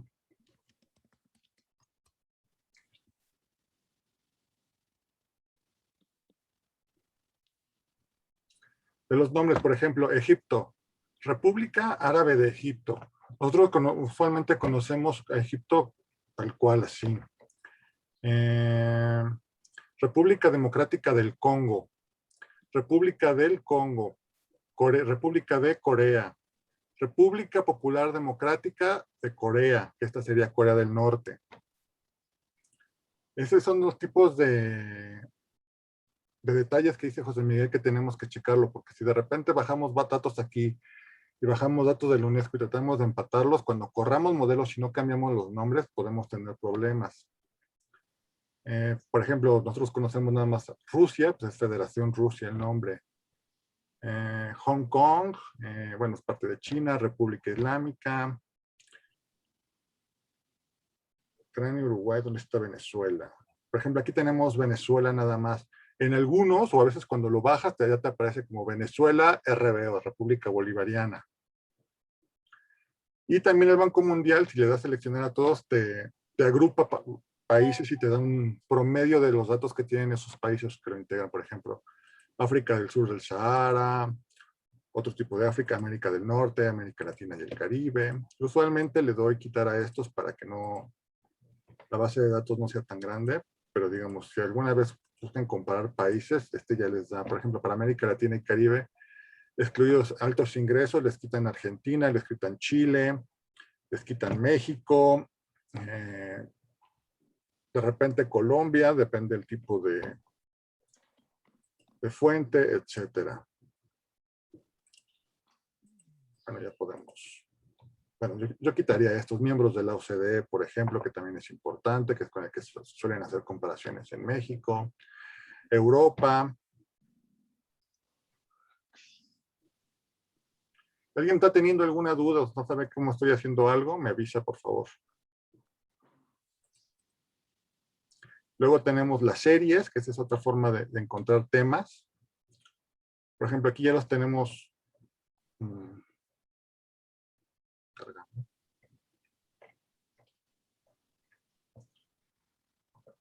Si queremos agregar, si queremos estos temas que ya tengo acá, o estos indicadores que ya tengo acá, que por el momento son 55, que son los que vienen en la de desarrollo, por default, ustedes nada más pueden ir dando clic aquí.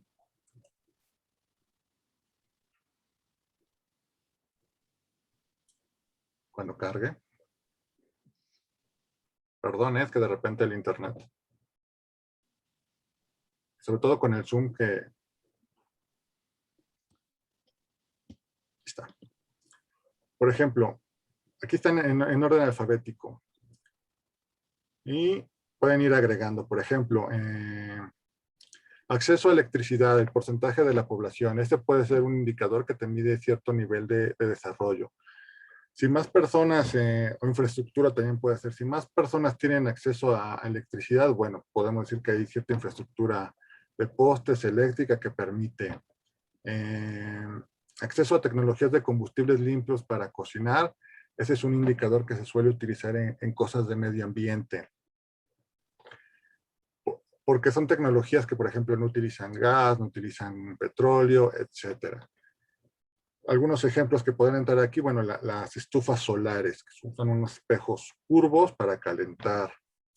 Esto es, por ejemplo, de finanzas, acciones negociadas en las bolsas de valores, etcétera. Ustedes, por ejemplo, aquí los pueden ir buscando, le dan clic, le dan a aplicar cambios, y esta variable que ya puse aquí, la que sea, la van agregando a su lista de variables. Aquí lo pueden ir buscando por orden alfabético o escribir aquí arriba el nombre y igual la pueden ir poniendo. Son algunas de las formas que tenemos de ir armando nuestra lista de variables. Que termine de cargar.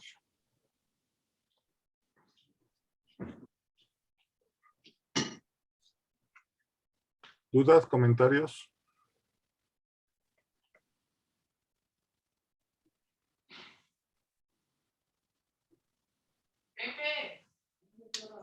Venga.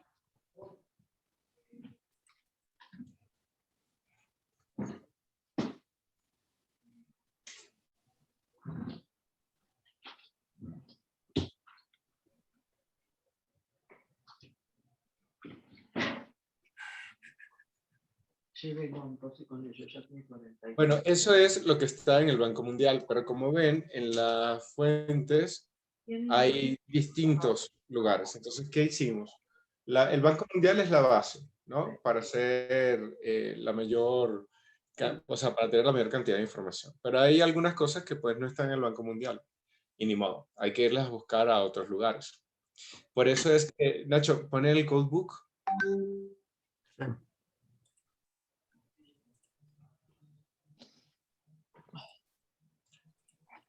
Por eso es que en el codebook que se les va a pasar, ustedes van a tener ahí las distintas fuentes con los distintos links. De nuevo, cuidado porque los links cambian, ¿eh? Pero hay algunos que solamente encontramos en el PNUD, ¿no? En el Programa de las Naciones Unidas para el Desarrollo. Entonces, pues bueno, ahí hay que ir a buscarlo, ¿no? En el UNDP. Otros están únicamente en UNESCO. Y hay algunos donde ahí hubo que hacer un análisis pues bien detallado y generar un criterio. Porque como habían algunas fuentes que tenían varios años y otras fuentes que tenían otros años, lo que hicimos fue combinarlas verificando. Uno, que las metodologías fuesen similares, muy similares. Bueno, mejor dicho, uno es que los indicadores estuviesen medidos en la misma medida, ¿no? Es decir, si son porcentajes sobre la misma base, si son cantidades por unidad de población, pues entonces es la misma cantidad para la misma unidad, en fin, que sean exactamente en la misma medida. Ese es el primer criterio para ver si podemos combinar fuentes. El segundo es que las metodologías para homogeneizar las fuentes sean muy, muy similares. Y entonces ahí hubo que revisar que las metodologías de recolección fuesen similares. Y lo tercero es que hubiese una base, una fuente como base que tuviese la mayor cantidad de informaciones que me diera estabilidad y que simplemente los complementos sean de alguna forma una suerte de sustituto de las estimaciones. En lugar de estimarlo con lo que yo tenía originalmente observado, pues utilizo un dato que viene de otro proceso de homogeneización muy similar. Y entonces es una observación que tiene un mayor nivel de calidad, digamos, conceptualmente, que la estimación, que es un método completamente estadístico. Y que en ese sentido, pues la estimación no te va a responder en sí mismo. El proceso de estimación no está pensado para darte una respuesta conceptual, está pensada para una estabilidad estadística. Y bueno, en ese sentido, pues se prefiere este complemento. Lo digo porque esta es otra de las cosas que uno aprende para trabajar con bases de datos, ¿no? ¿Qué tipos de información se pueden mezclar y qué tipos no? En general, para sus trabajos, yo les recomiendo que utilicen bases que sean muy sólidas y muy estables. Por eso nosotros nos fijamos primero que nada en el Banco Mundial, porque da esa estabilidad y tiene esa solidez. Y UNESCO para la parte de CTI. Y UNESCO para la parte de CTI. Pero bueno, quedarse con 2 bases no está mal. El tema es cuando ya uno empieza a incorpora, ¿no? Claro, ahí es difícil y siempre hay que tener trazabilidad. Yo siempre que introduzco algún cambio en un dato, hay que tomar nota. ¿Sí? Entonces, dato que se modifica. Después no hay cómo acordarse cuando uno va a hacer un nuevo cambio, no tiene cómo acordarse. No hay O sea que el blog de la metodología donde se anotan todas las cosas que uno hace, hay que hacer. Sí, entonces justo por eso, Nacho, muestra la columna donde están las transformaciones. Porque, ¿qué hace uno en el trabajo de día a día? Pues recoges la información, la sistematizas. Si necesitas que haya algún cambio, lo puedes tomar, ¿no? Pero vas tomando datos de todos los cambios que vas haciendo. Y al final, ahí donde dice Original Adjustment, Nacho. Al final. No, está antes, un poco antes.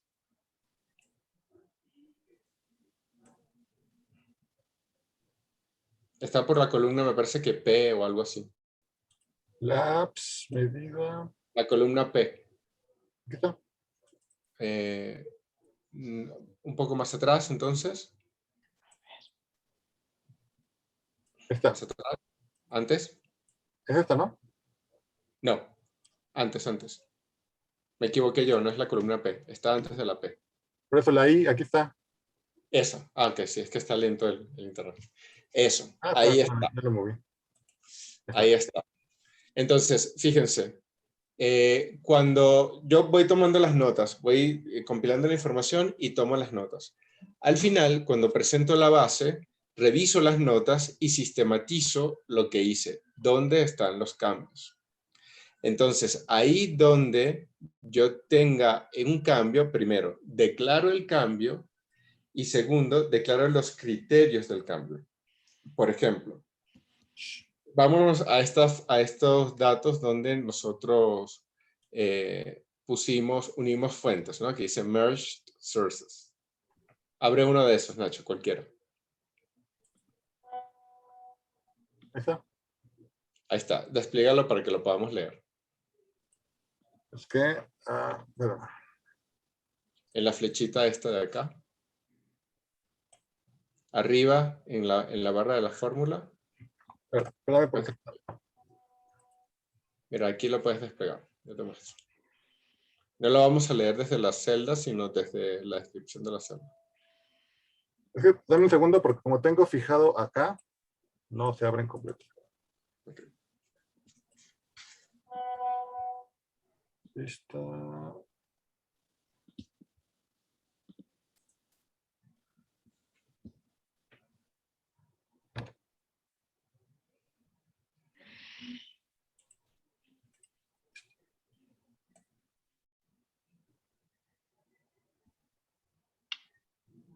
Es donde dice inmovilizar, arriba. Ahí en vista tienes uno que es inmovilizar hasta acá. No lo veo. Aquí está. Ahora sí.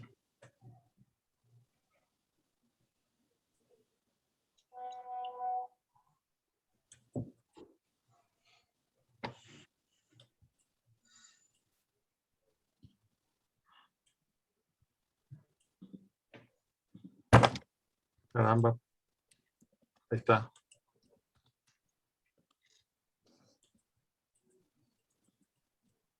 Ok, entonces por un lado tengo la definición y por otro lado vamos a ver lo ¿Sí? de las fuentes, ¿sí? Sí, pero necesitamos que se lea todo el texto.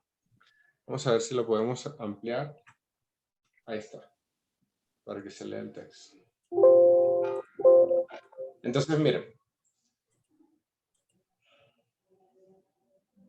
Para cada caso, en cada caso, nosotros tenemos trazabilidad completa de los cambios que hicimos. Por ejemplo, vamos aquí, dice Merge Sources, ¿no? Acá, Fíjense, aquí nosotros estamos señalando que hay efectivamente fuentes mezcladas entre el Banco Mundial, UNESCO y las Naciones Unidas. Entonces, claro, ¿qué pasa? Si yo mezclé las fuentes, tengo que tener un criterio claro de cómo estoy haciendo las cosas. Y esto también es algo muy importante de trabajar con datos, definir claramente cómo lo haces. Y entonces aquí lo digo, ¿no? Lo decimos. Si como hay más de una fuente de datos observados, se usó un criterio de prioridad para seleccionar el dato, la figura, ¿no? ¿Cuál es el criterio? Primero es lo que esté en el Banco Mundial. Me van a quedar datos faltantes porque el Banco Mundial no los va a tener todos. Entonces voy a ir después a la UNESCO para completar esos datos que faltaron del Banco Mundial. Y todavía puede que me queden más datos faltantes. Y entonces ahí voy a ir a las Naciones Unidas. Y con eso voy a completar. Y luego, con todo eso, voy a generar una única base donde está todo lo del Banco Mundial, después está lo de UNESCO y después está lo de Naciones Unidas. Y eso es lo que yo voy a considerar datos observados. ¿Por qué lo podemos hacer así para este caso? Bueno, porque consideramos que las fuentes que están en UNESCO o en Naciones Unidas, pues son mejores porque vienen de un proceso de sistematización directo que una estimación. Entonces, para este caso yo podría hacerlo. Hay casos donde esto de mezclar fuentes no es factible. Y no lo es porque las bases tienen como, las manejan únicamente una institución o tienen metodologías para generarse que son muy específicas y no me permiten hacer la fusión. De nuevo, depende de la pregunta que yo tenga y cómo lo quiero organizar. Pero en cualquier caso, siempre hay que declarar todo lo que uno hace. Siempre. Ese fue el caso en que mezclamos fuentes. Fíjense que hay más notas acá. Por ejemplo, aquí cambiamos la polaridad, ¿no? Entonces lo que hicimos fue, o sea, desde el supuesto en el que los tiempos muy largos para firmar contratos, ¿no? Creo que es es algo que no deseamos. Entonces, ¿qué sería un sistema en el que, o sea, qué sería una condición en la que el sistema funciona bien? Cuando los tiempos son cortos. Y entonces lo que hice fue multiplicar por -1. Porque si multiplico por -1, los números más pequeños, ¿no? En valor absoluto son más grandes que los números que están más alejados del cero. Y entonces eso me lo resuelve, pero tengo que tomar nota de lo que estoy haciendo. O si estoy haciendo sumas o restas, entre indicadores también, ¿no? Como acá. Este es el de apertura, y se sumaron las importaciones y las exportaciones y se dividió entre el Producto Interno Bruto. Y aquí están las bases de la dirección de la importación, la dirección de la exportación que estamos tomando, y, e incluso una trazabilidad de lo que habíamos hecho antes. Antes esto estaba en la UNCTAD, y la UNCTAD dejó de compilarlos. Pero todas estas notas se toman, y es fundamental, porque es lo que luego me permite volver sobre el trabajo y entender qué hicimos. Cuando ustedes luego se metan en los trabajos empíricos, uno se olvida de tanta información y tantas cosas que pasan, que si no tomaste nota, te vas a olvidar. Tengo, pero por segurísimo. Por mejor memoria que tengas, por más ordenado que puedas ser, por la condición que tú quieras. Si no tomas nota, lo vas a olvidar y no vas a tener precisión. Y aquí pues se trata de hacer un trabajo riguroso, ¿no? Eso.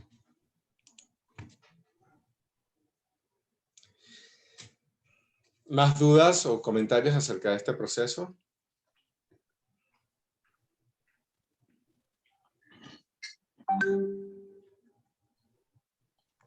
Sí, bueno, en las siguientes sesiones van a explicar cómo se va a dividir el trabajo entre todos los asistentes al taller, o cuál sería la dinámica. Va a ser en equipo, pero todavía no, digo, los equipos los pueden armar ustedes. Y pero todavía no sabemos bien cómo vamos a dividir los datos. Depende cuántos equipos sean al final. Ok. Igual pueden trabajar gente de maestría con los de maestría y los de doctorado con doctorado. Todavía no sabemos. Igual los equipos sí ármenlos ustedes como mejor se Bueno, lleven. hay que decirle que los equipos no sean de más de 3, por ejemplo, ¿no? Hay que dar alguna instrucción. Pueden ser los mismos equipos que expusieron, porque ahora sí todos expusieron, todos tuvieron tema. Pues eso puede ser un criterio.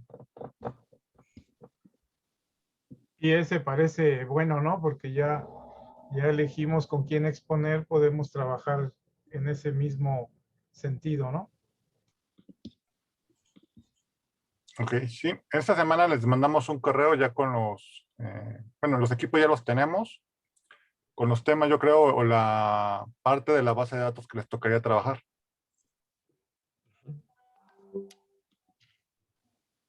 Pero miren, lo primero es lo que hizo Nacho, ¿no? Lo que les mostró. Tienen que entrar y picarle a la base de datos, ¿no? Pincharle en todos los botones, ver cómo están, cómo te los descarga, cómo los uno, ¿no? Y conviene mucho para esto. Lo ideal de la vida es que supieran programar, la verdad, ¿no? Pero si no, por ejemplo, vamos a mostrarles, Nacho, para la siguiente semana, la función esta de buscar V, que tan útil es para verificar que cada dato esté bien hecho, ¿no? Y que es muy sencillita Sí. para compilar la información, ¿no? Ahí yo tengo una pregunta. Mínimas de Excel. David, sí. Sí, bueno, en cuanto a qué programa usaron y si hay algún lugar donde se pueda consultar el código o algo así. ¿Para qué, David? Bueno, del trabajo que ustedes hicieron, del paper. Bueno, la verdad es que para compilar las bases, ahora, por ejemplo, lo ideal de la vida es, no sé si alguien sabe trabajar con métodos SQL o trabaja con Python y recuperación de información por API. ¿Alguien le suena eso? Pues algo, bueno, yo estoy más familiarizado con R o así, cosas de esas. No, pero R no te sirve tanto para buscar. Por ejemplo, ahora sí hay muchas formas para hacer bibliometría y cosas así para buscar datos. Puedes programar en Python. Yo usualmente lo hago a mano porque Python no sé usarlo, pero digamos, es la tendencia ahora mismo de las ingenierías en utilizar Python para descargar bibliometrías o hacer bibliometría y cosas así. Sí, R o Python son como de las mejores herramientas que hay. Pero, de nuevo, hay un costo que es aprender a programar, ¿no? Y entonces, si no sabemos programar, pues lo vamos a hacer un poco la antigüita, que es descargarlos en Excel y compilar los datos a través de Excel, ¿no? Esto es a la antigüita total, ¿eh? Ya ese es un método que debería comenzar a morir, de alguna forma. Sí, Porque No, pero no, Excel nunca va a morir. yo también creo que no. Pero bueno, nada, es el método de la antigüita. Qué bueno si trae el método de la antigüita, ¿no? Es que, miren, no hay nada como, al menos las primeras veces, como ensuciarse así, pero embarrarse la cara en el medio de los datos, ¿no? Y eso lo hace Excel, porque Excel te muestra cada dato en una celda, ¿no? Y entonces ahí tú vas y te metes. Y si vas a hacer una modificación en Excel, bueno, digo, la puedes programar detrás con Visual Basic, ¿no? Pero bueno, digamos, con la programación directa que tienes de Excel, con las formulitas, la aplicas sobre cada celda. A mí eso no me disgusta del todo, porque cuando uno va y trata cada número en particular, pero de una forma coherente, ya se los vamos a mostrar la clase que viene, eso te da mucha sensibilidad sobre los números, ¿no? Porque es tan engorroso, toma tanto tiempo, tienes que meter a tanto detalle que los conoces muy bien. Bueno, Y eso es bueno. Eso es bueno, eso ayuda a que uno pues, sí. se haga más partícipe con la información que está manejando. Pero no es eficiente. Completamente ineficiente. Sí. Lo más eficiente es trabajar con gestores de bases de datos. Hola, y con ¿cómo te va? ¿Cómo te va? Y tampoco son tantos datos, digo, son 175, 200. Si les pidiéramos bajar los 10,000 datos del Banco Mundial, por ejemplo, Sí, no hay bueno, ya problema, sería otra porque cosa. no logramos encontrar, o sea, es de la familia, pero no Gabriela, encontramos la contraseña y Gabriela, ya lo hemos estamos probado en escuchando tu varias de conversa. las... Ya lo muteé. Digo, no son 10,000 datos, son 175. Y elegirlos de a uno por uno, y lo sé porque lo he hecho, no te lleva más de 7, 8 minutos o el doble si se te llega a cerrar la página, ¿eh? Tampoco es tan complicado. Digo, la mayoría si estudiaron economía, seguramente trabajaron esto. Si no estudiaron economía, no es tan complicado hacerlo. Deben tener un formatito que yo creo que lo que voy a hacer para agilizar un poco esto, les hago un video chiquito de 5 minutos en YouTube y se lo subo y les paso el link. Esto que estábamos haciendo, cómo armamos una base de datos chiquita, el formato que tienen que tener, porque por ejemplo, para que poder hacer la imputación, tenemos que tener los años en fila en lugar de columna como nos lo sacan de default. Tenemos que tener los países en fila también. Y los indicadores tenemos que ponerlos en columna. Eso se los enseño a sacar en el videito de YouTube de 5 minutitos o menos. Para que lo chequen esta semana y la próxima ya nos brincamos ese paso. Ya nos vamos directo como a trabajar algunas cosas en Excel. Para que ustedes vayan bajando los datos. Les digo, yo les recomiendo que los bajen todos y después de eso elegimos o eligen cuáles van a trabajar cada uno y ya los tienen ahí, nada más como para que practiquen. Digo que al final es un taller y sobre eso, de eso trata un poco. Digo, con la guía que les voy a hacer, lo sacan rápido y ya. La próxima semana adelantamos eso. ¿Algo más, José Miguel? No, creo que ya estamos. Yo por mí ya, pero no sé si tiene más dudas o comentarios. Profesor Natera, ¿Sí? la compilación que vamos a realizar es parecido como la base de el análisis bibliométrico de la bibliografía de diabetes, algo así. Ah, no, esa tiene otras complejidades. Es que Antonio trabajó junto con el resto del grupo y en particular conmigo muy cerca en generar una base de análisis bibliométrico, ¿no? Que ese sí estuvo bien complicado, Antonio, ¿eh? Porque ahí justo tuvimos que irnos también a la antigüita, pero porque la información estaba muy desestructurada. Pero no, Antonio es 20 veces más fácil, y si no 100, y si no 1000, ¿no? Es mucho más tranquilón, Antonio. No, ni color con lo que estuvimos trabajando. Ok, ya me había espantado, profesor. No, tranquilo.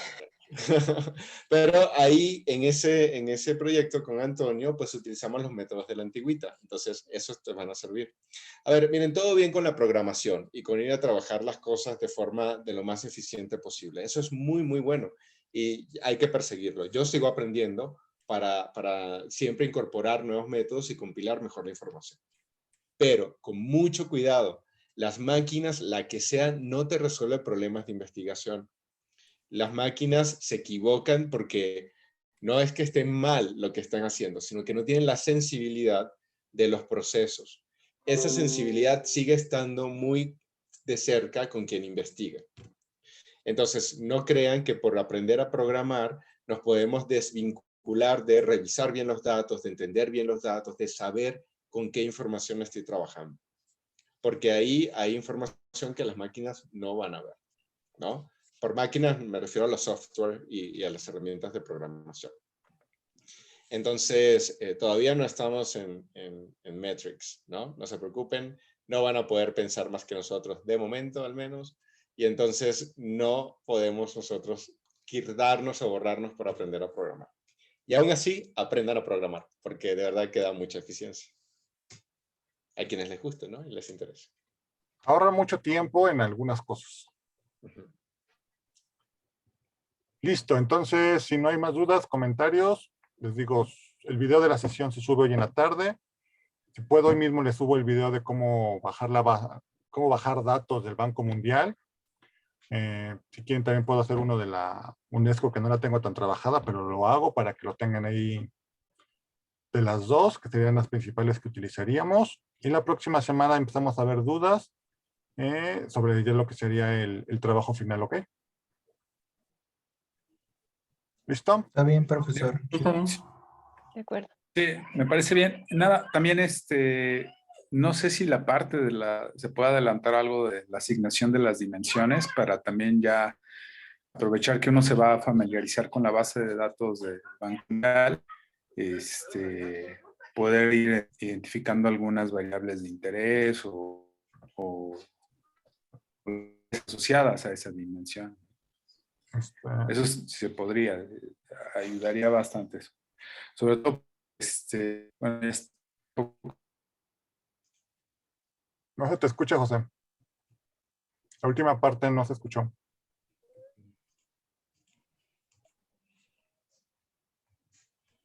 Igual tiene problemas de conexión. Bueno, Gabriela, José Miguel y yo lo discutimos un poco al rato de cómo los dividimos los temas y igual en esta semana los tienen ahí para... Ok, perfecto. Para que se vayan. Digo, en un correíto, digo, tampoco es tan complicado ponernos de acuerdo a qué le toca a qué. Digo, ya tenemos los equipos. Ok, entonces, nos vemos la próxima semana. Hasta luego. Gracias. Gracias. Buen día, hasta luego. Gracias, profesores. Hasta luego. Adiós.